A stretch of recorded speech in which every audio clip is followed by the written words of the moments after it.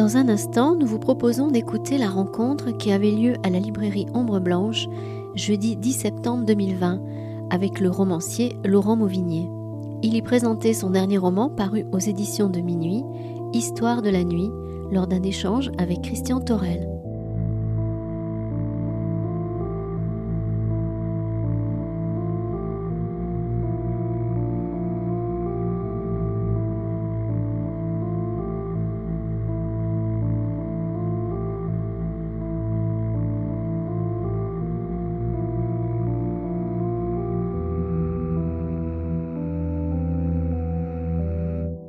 Voilà, c'est beaucoup de premières aujourd'hui. D'abord, c'est une première technique avec un nouveau micro.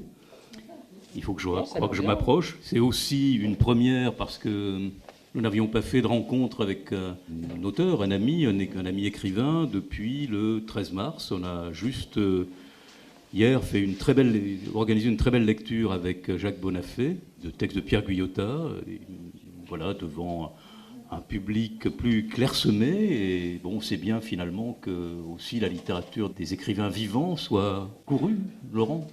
Voilà, et donc c'est cette première rencontre après le 13 mars, après une rencontre avec Michel Julien.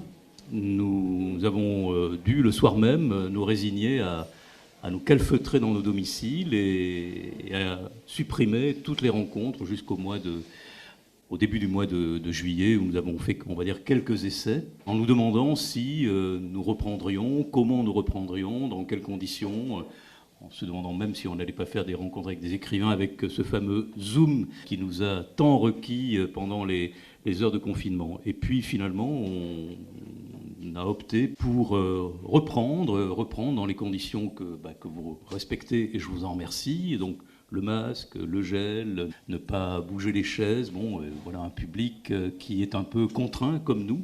En fait, pas tout à fait comme nous, parce que voilà, nous, on fera Laurent sans masque. Je peux vous dire que c'est impressionnant à voir comme ça.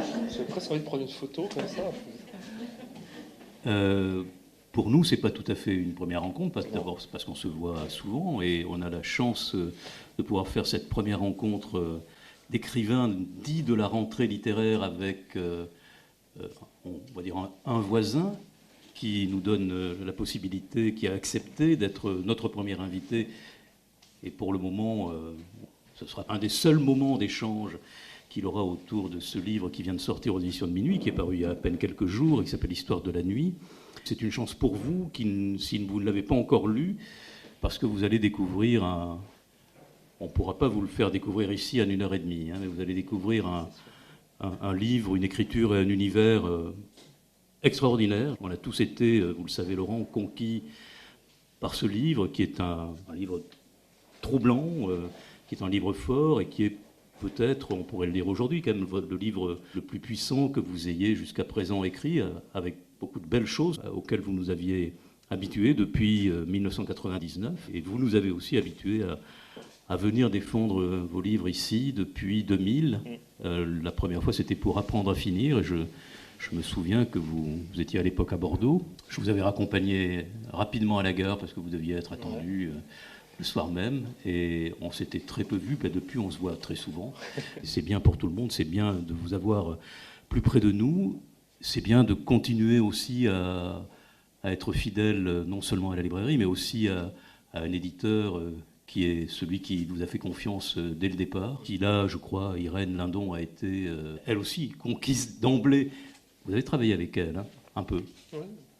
Pour ce livre-là, Irène Lindon, mais ça vient de son père, il y a quand même une tradition chez Minuit qui est quand même de se méfier des gros livres, même de ne pas aller, plutôt de se dire que c'est une catastrophe annoncée, un gros livre. Mais c'est pas la première fois que je lui fais le coup. Sauf que là, effectivement, elle a travaillé une première version, elle m'a fait corriger des petites choses, mais c'était pas tant que ça. Je pensais que ce serait plus en fait par rapport à ce qu'elle me disait, puis finalement j'en ai enlevé beaucoup plus que ce qu'elle me disait, parce que moi avec mes fichiers on se rend pas compte en fait de ce que va devenir un livre en taille en fait. Moi avec mon fichier je me disais bon, ils vont tasser un peu, ça fera un truc de 400 pages quoi. C'est vrai que quand j'ai vu le livre arriver, je me suis dit ah oui je comprends. Et en fait la deuxième version là, elle était absolument complètement pour le coup complètement conquise quoi. On ne va pas disserter longtemps sur la taille de ce livre parce que de toute façon On ne voit pas le temps passer, donc on ne voit pas les pages défiler les unes après les autres. Et c'est une des grandes vertus de ce livre, c'est qu'il il peut se lire d'une seule traite. Les 600 pages peuvent se lire d'une seule traite. Je vous laisserai tous, et nous vous laisserons tous, en prendre connaissance de ces 600 pages. Et de toute façon, moi de mon côté, je pense Laurent pas plus, on n'a pas trouvé les moyens de rendre compte en 90 minutes de ce roman. On n'a pas plus essayé de le faire pour Claude Simon chez aux Éditions de Minuit ou pour Marcel Proust. Donc, on en a parlé tout à l'heure, on va tourner autour. On va tourner autour. Et de temps en temps faire une incursion à l'intérieur, comme ça, comme une prise. Et je vais commencer par, c'est très snob, mais par une citation de Boileau dans l'Art poétique, 1674, qu'en un seul lieu, en un jour, un seul fait accompli, tienne le théâtre rempli. C'est la règle d'or, hein, la règle d'un seul lieu, un seul temps, une seule action. Le lecteur, alors ça c'est moi, c'est plus Boileau, le lecteur, lui, est le seul spectateur de cette scène que vous lui donnez à regarder, et il ne sort pas, je le disais il y a quelques secondes, il ne sort pas de ce théâtre des histoires de la nuit, donc il n'en sort pas, et il remplit, il se remplit de ce qu'il regarde. Vous êtes romancier, Laurent, vous êtes auteur de théâtre, vous êtes aussi scénariste de cinéma, vous êtes aussi réalisateur. Voilà, cette dimension du tragique, hein, je répète, unité de lieu, de temps, d'action, est-ce qu'elle s'est imposée à l'écriture de ce livre ou est-ce qu'elle l'a précédé ? En fait, ce livre, au départ, c'était un scénario court, hein, de 25 pages. Et donc, j'avais besoin, pour le coup, de quelque chose dans un espace fermé. Je ne voulais pas du tout partir faire plein de grands mouvements avec ça. Donc, ça s'est déjà construit autour de quelque chose de très simple, déjà pour cette raison. Et puis au fur et à mesure, quand j'ai commencé à le transformer en livre, à essayer de voir ce que ça pourrait faire en roman, je me disais que même quand j'essayais de faire des livres plus ouverts, qu'à la fin, finalement, j'avais toujours fait des huis clos. Même si je mets une mère et son fils en plein milieu d'une montagne avec du vide autour, à la fin, de toute façon, j'ai juste enlevé les murs, mais le huis clos, il est là, on se retrouve toujours dans un face-à-face, on se retrouve... Bon, voilà, il y a un moment, il faut accepter sa structure mentale et puis se dire qu'on a affaire avec des livres qui ont affaire avec l'enfermement, pas forcément la claustration d'ailleurs, mais en tout cas avec une question de lieu. Là, j'ai un peu poussé tous mes vices, en fait, tous les trucs que je fais. C'est-à-dire, par exemple, l'idée dans mes livres, il y a toujours un repas, il y a toujours une scène de cuisine, y compris quand je me promets de ne pas le faire. Dans la foule, je m'étais dit, il n'y aura pas de scène de cuisine, il n'y en aura pas. Et en fait, il y en a une, il y a la recette des scones en Angleterre. Quand l'anglais voit sa petite copine, elle est en train de faire des scones, par exemple, et on a toute la recette, ça me servait à ponctuer Et à la fin, je me suis dit, merde, j'ai encore une scène de cuisine, quoi. Bon, et là, je me suis dit, c'est pareil, je me suis dit, tant qu'à faire des recettes de cuisine, allons-y franchement, on les installe dans une cuisine, dans une salle à manger, et on n'en bouge pas. Comme ça, on verra bien ce qui se passe, quoi. Il y avait vraiment une impression non pas que les autres livres résistaient forcément à ça, mais là, une espèce comme ça d'appel à aller vers un petit peu tous mes tropismes. Et donc ça s'est retrouvé comme ça, avec des lieux fermés, une scène de repas, comme s'il y avait à l'intérieur même d'un lieu fermé d'autres espaces à l'intérieur. Et le livre s'est construit autour de ça. Mais alors c'est vrai que c'était assez surprenant parce qu'il y avait cette question effectivement de la tragédie, de l'unité de temps, de lieu et tout ça.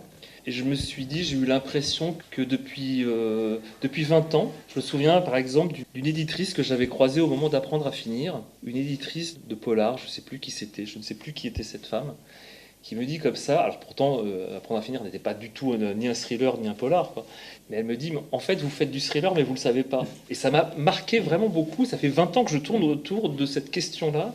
Je me dis, mais qu'est-ce qu'elle a voulu dire ? Qu'est-ce qu'elle a voulu dire ? Alors je sais que c'est dans l'art de retarder les choses, de jouer sur des détails, de créer des tensions, etc. Et y compris sur des scènes dans des lieux clos. Et c'est vrai que j'ai l'impression qu'avec Histoire de la nuit, ça a trouvé une forme peut-être plus complète, plus ample que d'habitude. La tragédie classique, la tragédie de Shakespeare plus encore, celle du 19e, la tragédie du romantisme, c'est aussi la scène de personnages qui représentent la réalité de leur temps, des relations sociales, des enjeux de pouvoir, de la violence, plus encore des relations entre les hommes et les femmes, du désir, de l'amour, de la haine.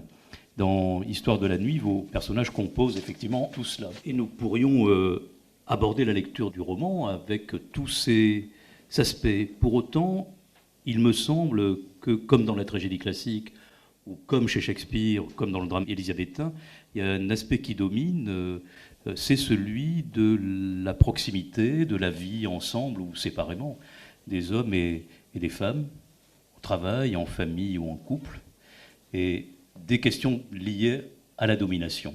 Alors dans ce livre-là, ouais, c'est particulièrement frappant. Alors c'est fou. Moi au début, je me suis dit, bon, je fais mon petit scénario comme ça.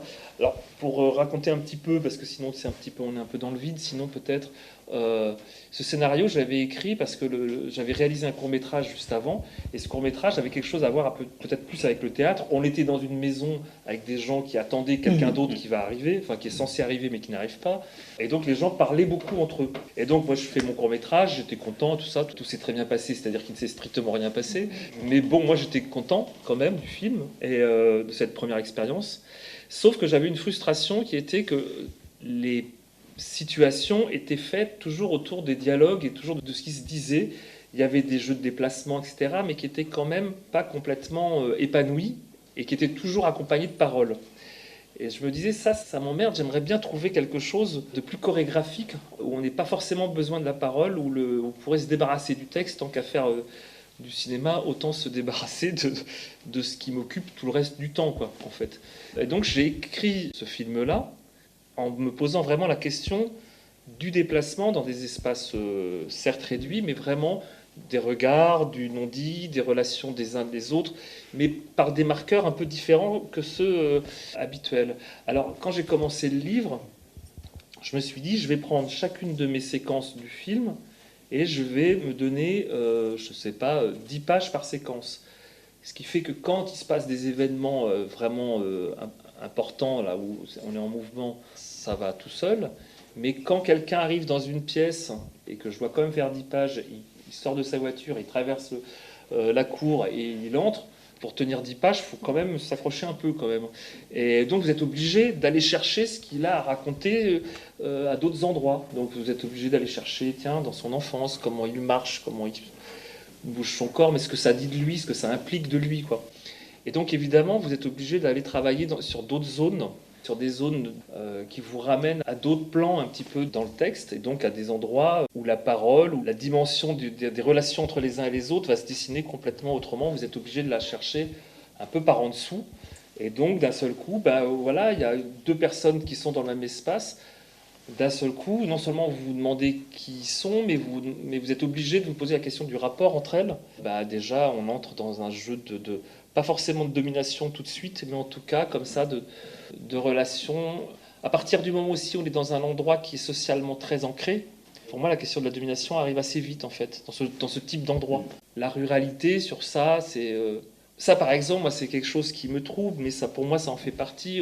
Le livre est sorti il y a une semaine. J'ai commencé à faire un peu quelques entretiens dans la presse et tout ça. Et il y a toujours cette question du polar rural ou du roman rural, etc.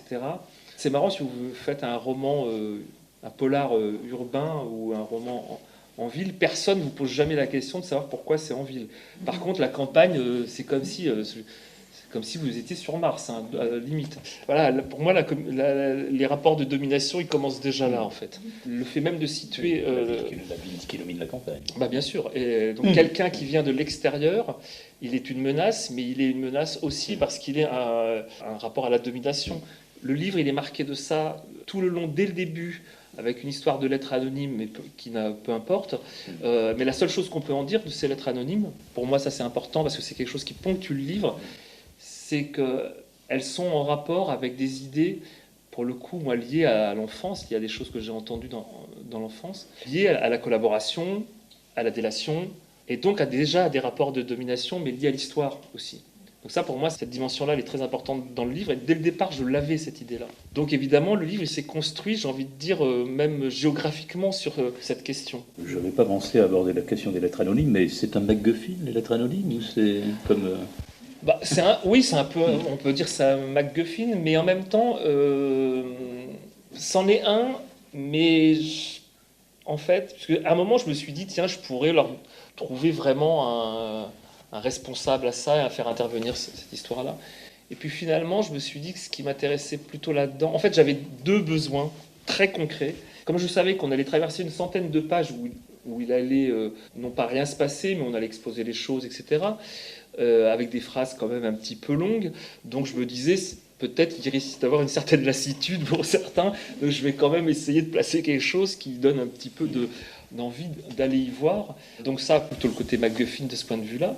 Mais je voulais qu'on passe par la gendarmerie, je voulais qu'on rencontre le gendarme. Ça, c'était pour moi très important, parce qu'à la fin, si vous ne le voyez pas, ce gendarme, l'importance qu'il prend à la fin du livre, évidemment, elle est tout autre que si vous n'en avez jamais entendu parler.